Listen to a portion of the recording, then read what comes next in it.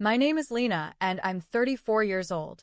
If you had asked me a year ago what my biggest dream was, I would have said, to get engaged to the love of my life and finally feel seen. For most people, an engagement is a joyful milestone, filled with laughter, love, and hope for the future. For me, it was the moment I chose to reclaim my voice after a lifetime of being silenced. I live in a city called Rosefield, a quiet yet charming place nestled just outside a major metropolitan area. It's where I've built a peaceful life away from the emotional chaos I grew up in. I've been with Lucas, my boyfriend of 6 years, and not once in all those years did I doubt that he was the one. He's steady, supportive, funny, and kind in all the ways that matter. When he proposed, I felt a mixture of joy and disbelief. Someone actually chose me, not my younger sister Jenna.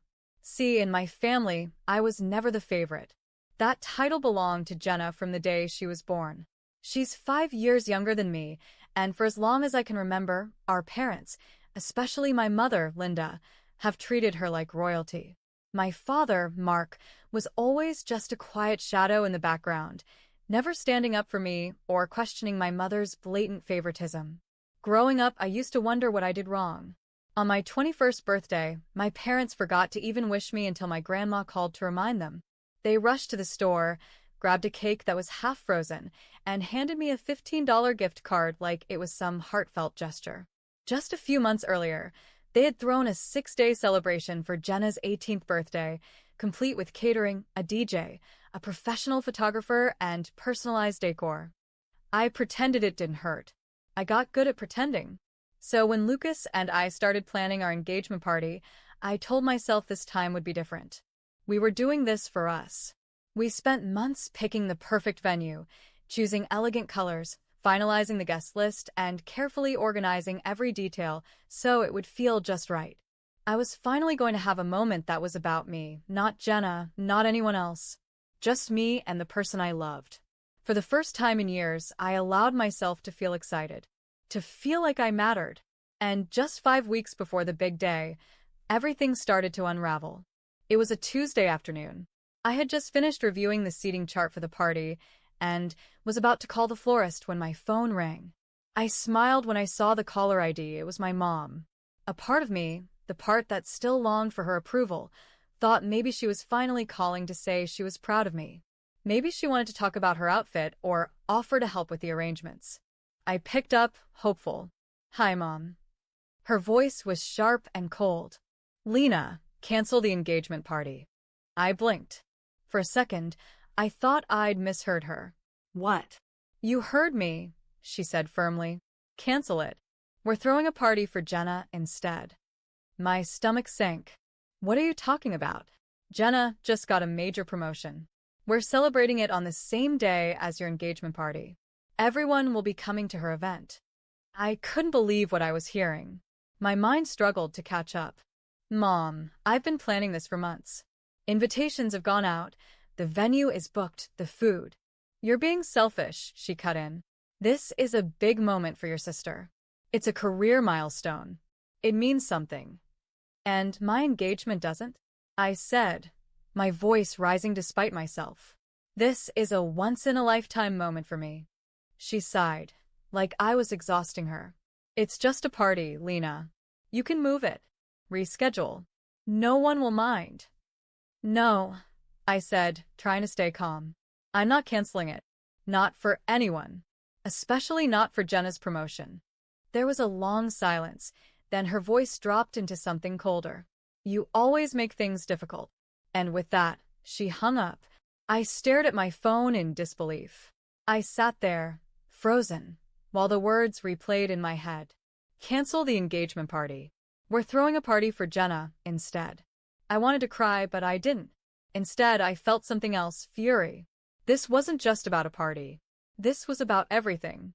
Every time I had come second. Every time Jenna had been treated like a princess, and I was the leftover. When Lucas got home that evening, he found me sitting on the couch, still holding my phone like it might ring again. "Lena? What's going on?" I told him everything. Every word. He listened, jaw clenched, his eyes darkening with anger. She actually said that to you? He asked. I nodded, my voice tight. She wants me to give up my engagement party so they can celebrate Jenna's promotion. That's insane. I know. He sat beside me, wrapped his arm around my shoulders. We're not canceling anything. We've worked too hard for this. I leaned into him. I just wanted this one thing to be about me. He kissed my forehead. It is about you. And me. And our future. Not them. And for the first time that day, I let myself exhale. The next morning, I woke up determined to shift my focus back to the party. Lucas, and I still had a lot to finalize: floral arrangements, music playlist, catering confirmations. I had spent years being pushed to the background. I wasn't going to let this moment slip through my fingers just because my mother refused to see my worth. As I sipped my coffee and opened my laptop, my phone buzzed. It was a text from my cousin Lily. Lily, hey Lena, is everything okay with you and Lucas? I heard you guys broke up. I stared at the message, confused. Broke up? What was she talking about? Me. What? No. Who told you that? She replied almost instantly. Lily. Aunt Linda. She told Aunt Barbara that you and Lucas had a huge fight and called off the engagement. She said the party's canceled. I nearly dropped my phone. Panic rose in my chest as I called Lily immediately. What's going on? I asked as soon as she picked up. I don't know what to believe, Lena, she said. Aunt Barbara told me that your mom called her last night. She said the party was off and everyone should go to Jenna's celebration instead. My pulse thundered in my ears. I felt like I was standing in quicksand. Lily, none of that is true. Lucas and I are fine. The engagement party is still happening. My mom told me to cancel it for Jenna's promotion, but I said no. So now she's lying to everyone. Oh my God, Lena. I'm so sorry. I had no idea. It's okay, I said, swallowing the lump in my throat. But I need your help. Can you let people know the truth? The party is still on. Of course, she said without hesitation. I'll start calling and texting people right now.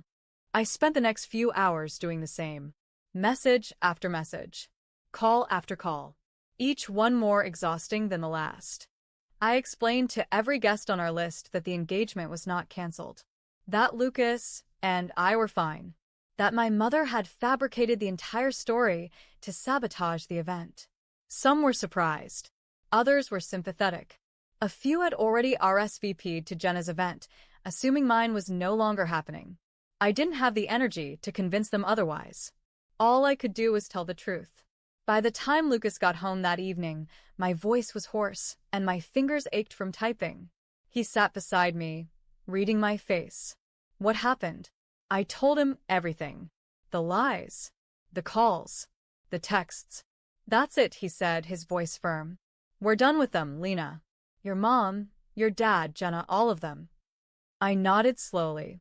I know you're right, but it still hurts. Lucas took my hand in his. You've done nothing wrong. You're allowed to celebrate your happiness. If they can't be part of that, then they don't deserve a seat at the table. I looked into his eyes and saw only love, only loyalty. That night, we posted a public message on social media to all our friends and family, clarifying the confusion. I wrote, to everyone who received mixed information, our engagement party is still happening as planned. Lucas and I are very much together and excited to celebrate with those who truly support us. We look forward to seeing you there. It was direct. Polite. But it carried a quiet strength I hadn't known I possessed until now. As I lay in bed that night, staring at the ceiling, I felt tired. Not just physically, but emotionally. My own mother had tried to ruin my engagement. And yet, I wasn't going to let her succeed. Not this time. The next day, I decided to visit my Aunt Barbara in person. I couldn't ignore the sinking feeling in my chest that told me more lies had been spread, and I needed to face them. Aunt Barbara had always been warm to me growing up, and I truly believed she'd want to hear my side of the story. I also wanted to make sure she and her daughter, my cousin Maya, knew that the engagement party was still happening. As I approached the front porch of their home, I could already hear voices from the living room window. I paused just before knocking. I can't believe Lena, would do something like this, Aunt Barbara was saying. Her voice sounded disappointed. Canceling her own engagement party just to spite Jenna? It's childish. My stomach twisted. Right? Maya chimed in. Jenna works so hard. She deserved her promotion. It's not her fault Lena's always bitter about being in the background. I froze. So this was what they thought of me. Before I could second-guess myself, I stepped inside and cleared my throat. They both turned, startled. Is that really what you think of me? I asked, keeping my voice steady, even though my heart was pounding. Aunt Barbara quickly stood up, her expression shifting to discomfort. Lena, sweetie, we didn't hear you come in. Obviously, I replied coolly. I came to personally invite you to my engagement party, but it sounds like you've already made up your mind about me. Maya at least had the decency to look embarrassed. We didn't mean it like that. Save it, I said, my tone sharp but calm. Tell me exactly what my mother told you. For the next hour, I listened as they laid out the twisted story Linda had spun. According to her, I had flown into a jealous rage when I heard about Jenna's promotion. I'd allegedly demanded that the celebration be canceled, and when Jenna refused, I supposedly canceled my engagement out of spite, saying I'd rather stay single than share my spotlight. It was a cruel and calculated lie, crafted perfectly to make me look ungrateful, dramatic, and selfish. None of that is true, I said, my voice trembling now, not from fear, but from years of pent-up emotion. She called me and demanded I cancel my party. When I said no, she made up this story and spread it to everyone. Barbara and Maya exchanged guilty glances. For the first time, they looked like they truly believed me. I'm sorry, Lena, Aunt Barbara said sincerely. We should have come to you first. We shouldn't have assumed. I nodded, swallowing hard. I've spent my entire life trying to be enough for that woman, and all she's ever done is push me aside. I'm done letting her rewrite my story. There was a long pause. Please, I said softly, help me undo this. I just want to celebrate something that matters to me. For once. We will, Maya said. We'll make some calls. As I walked out of the house, the air felt a little lighter. Not because everything was suddenly okay, but because for the first time, I wasn't afraid to tell the truth, even when it hurt. Still, deep down, I knew this wasn't over. Linda wasn't done. And something told me she'd show up at the party. The night of our engagement party arrived faster than I expected. Lucas and I had worked so hard to repair the damage my mother had caused, and now, as the lights sparkled above the garden venue and soft music drifted through the air, I allowed myself to smile. For once, I felt like the center of something beautiful. The guests who truly cared about us were there. Cousins, friends, Lucas's family, a few of my aunts and uncles who saw through the drama. Even Aunt Barbara and Maya showed up, offering me a warm hug and a simple, "We're so glad we came." Everything looked magical. The white tent glowed from within, the string lights shimmered like stars, and the air was filled with soft laughter and clinking glasses. The band played our favorite jazz standards, and Lucas held my hand tighter every time someone offered congratulations. For a brief moment, I believed I had finally escaped the shadows of my past. And then I saw them. Standing at the edge of the crowd, arms crossed and expressions cold, were my parents, Linda and Mark. I hadn't invited them. I hadn't even told them the final time and location. But there they were, storm clouds in the middle of a perfect sky. Lucas stepped forward, protective. "Do you want me to ask them to leave?" I shook my head. "Let's see what they do." Linda didn't wait long. She marched toward me, her heels echoing sharply across the patio. The music faltered slightly as people turned to watch. "You really went through with this?" she snapped, loud enough for half the room to hear. I looked her straight in the eyes. Yes. I did.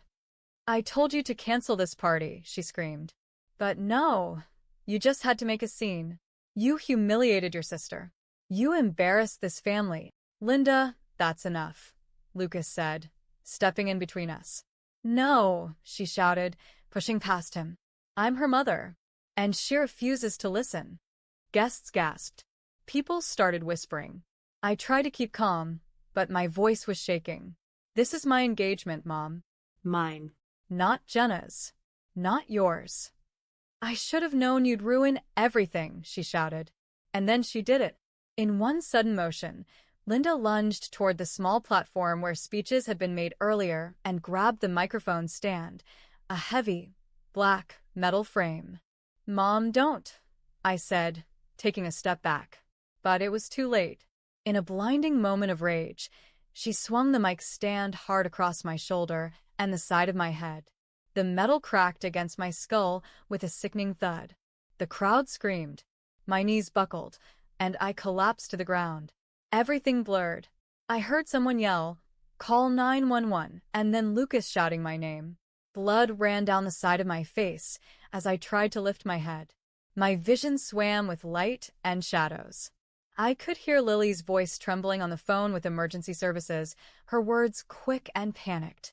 Within minutes, flashing red and blue lights lit up the venue. The police arrived with paramedics right behind them. Guests moved aside as officers ran in, separating Linda from the chaos. Lucas was kneeling beside me, holding a cloth to my wound, his face pale with fear. "She hit her with a mic stand," someone told the police. "On the head." Unprovoked. The officer didn't wait. Linda was handcuffed on the spot, her mouth still running, her voice now frantic. "I didn't mean. She provoked me. This is all a misunderstanding." But no one believed her. I was lifted onto a stretcher, my body aching and my heart hollow. As they wheeled me toward the ambulance, I caught one last glimpse of my mother, sitting in the back of a police car, her face twisted in rage and disbelief. And as the ambulance doors closed, I felt something strange. Relief. For the first time in my life, someone had held her accountable. The ride to the hospital was a blur. The lights above me in the ambulance were too bright, the siren too loud. But the pain in my shoulder and the pounding at the side of my head kept me anchored in the moment. I remember Lucas holding my hand, his thumb gently brushing over mine as he tried to reassure me through tear-filled eyes. At the emergency room, the medical team worked quickly. A scan confirmed a minor concussion, a bruised collarbone, and a deep gash just above my right ear that needed 6 stitches. My shoulder had swelling that would take weeks to heal. The physical pain was sharp, but not as sharp as the emotional wound left behind. Lucas never left my side. Over the next few days, I remained under observation. I replayed the scene at the engagement party in my mind over and over again. My mother's scream, the shock in the guests' eyes, the cold metal slamming into my head. It wasn't just an outburst. It was an attack, plain and simple. I had spent my entire life swallowing my mother's emotional abuse. But now, she had crossed a line no one could ignore. On the 4th morning, I sat upright in my hospital bed and looked at Lucas. "I want to press charges." He nodded immediately. "You don't have to do this alone. I'll be with you every step of the way." With his help and the support of Lily, who had witnessed everything, I contacted a lawyer and filed a formal complaint with the local police department. My mother was already in custody for felony assault with a weapon, but I wanted to ensure she faced legal consequences that matched the trauma she caused. The case moved quickly, partially because the attack had happened in front of nearly 50 witnesses, many of whom were willing to testify. Surveillance footage from the venue clearly showed the assault, from the moment Linda grabbed the microphone stand to the moment I hit the ground. My lawyer, a sharp and empathetic woman named Rachel Sanders, walked me through the entire process. "You don't have to feel guilty for seeking justice," she told me. "What she did was criminal, and the law is on your side." In court, I sat in the witness box, staring directly at the woman who gave birth to me. She wouldn't meet my eyes. I told the truth, not just about the attack, but about the years of neglect, the favoritism, the manipulation, and the emotional damage I had endured. I spoke clearly, my voice steady despite the pain. I didn't cry. I didn't yell. I just let the truth stand on its own. When it was over, the judge ruled swiftly. Linda was found guilty of aggravated assault and sentenced to 18 months in state prison, followed by mandatory anger management therapy and a restraining order preventing her from contacting me for 5 years. I felt a wave of emotions, relief, sadness, even grief, but most of all, I felt strong. I had stood up to the person who had hurt me the most. I had finally broken the cycle. After the trial, something shifted inside me. For the first time in my life, I wasn't afraid of disappointing anyone. I didn't have to tiptoe around feelings or make myself smaller so others could shine. I had stood up, told my truth, and watched justice take its course. But healing wasn't instant. I spent a few weeks recovering physically at home with Lucas, who took care of everything: meals, medicine, even gentle shoulder massages to ease the pain. His presence was calm and reassuring, a reminder that I was safe, that I was loved. Despite everything, there were quiet moments when the grief crept in. Grief not for what happened, but for what I had always wanted and never received: a mother's unconditional love. But slowly, I stopped waiting for apologies that would never come. I stopped trying to fit into a family that never saw me. Instead, I focused on what I could control: my future. I started seeing a therapist, someone who helped me work through the years of emotional neglect and taught me how to set boundaries that honored my well-being. For the first time, I didn't feel broken, I felt free. Lucas's family became my second home. His mother would call just to check on me. His sister dropped by with soup and silly gossip. They never treated me like I was damaged. They just made space for me, without conditions. It was a kind of love I had never known before. I also began volunteering at a local women's support center, offering time to those recovering from domestic or emotional abuse. Sharing my story didn't just help others, it helped me. It reminded me of how far I had come. Lucas and I still had a wedding to plan. And this time, I wasn't doing it to prove anything to anyone. I wasn't seeking approval, attention, or praise. I was creating a day that would celebrate love, truth, and the strength it takes to rise after being torn down. One evening, as we sat on the porch watching the sunset, Lucas reached over and gently squeezed my hand. "I'm proud of you," he said. "You didn't just survive. You rebuilt." I smiled. I'm not done rebuilding yet. The weeks passed quickly, and before I knew it, we were just days away from our wedding. It wasn't going to be a grand production. That dream had changed. Now I wanted something real, Intimate. authentic. We chose a small vineyard just outside Rosefield, surrounded by rolling hills and golden light. It felt like the kind of place where healing could bloom. Our guest list was carefully chosen, people who had stood by us, who had shown love without conditions. And this time, there were no second thoughts about who should be there. I never sent invitations to Linda, Mark, or Jenna. I had no desire to reopen wounds just to appear polite. My peace was worth more than their presence. The morning of the wedding, I stood in front of a mirror in a simple white dress, soft curls framing my face, a quiet calm settling in my chest. My reflection looked back at me, strong, serene, no longer someone seeking permission to be happy. As I stepped out onto the vineyard path, the sun cast a warm glow across the guests. I saw Lily wiping away a tear, Aunt Barbara and Maya clapping with wide smiles, and Lucas standing at the altar, eyes locked onto mine like I was the only person on earth. We said our vows under a wooden arch draped with soft ivy and white roses. Lucas's voice didn't shake when he promised to stand beside me in all things. And when I spoke, I didn't just speak to him. I spoke to the version of myself who had once felt invisible. With you, I found what love is supposed to feel like: safe, honest, and strong. I promise to never shrink myself again. And I promise to build a life with you that's rooted in truth. When the ceremony ended and Lucas kissed me, I didn't just feel married. I felt free. At the reception, there was laughter, dancing, and more joy than I could have imagined.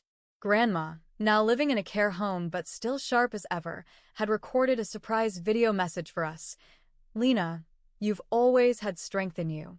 I'm proud of you for finally using it." There wasn't a dry eye in the room. As Lucas and I shared our first dance under the twinkling lights, I rested my head on his chest and whispered, "We made it." He kissed the top of my head. Yes, we did. This wasn't just the end of a long road. It was the beginning of my own story, one I was finally writing for myself. A story no one else would control. A story filled with love, peace, and the kind of strength that only comes from walking through fire and choosing to keep going anyway. A week after the wedding, I found myself sitting alone in our sunlit kitchen, pen in hand, staring at a blank page.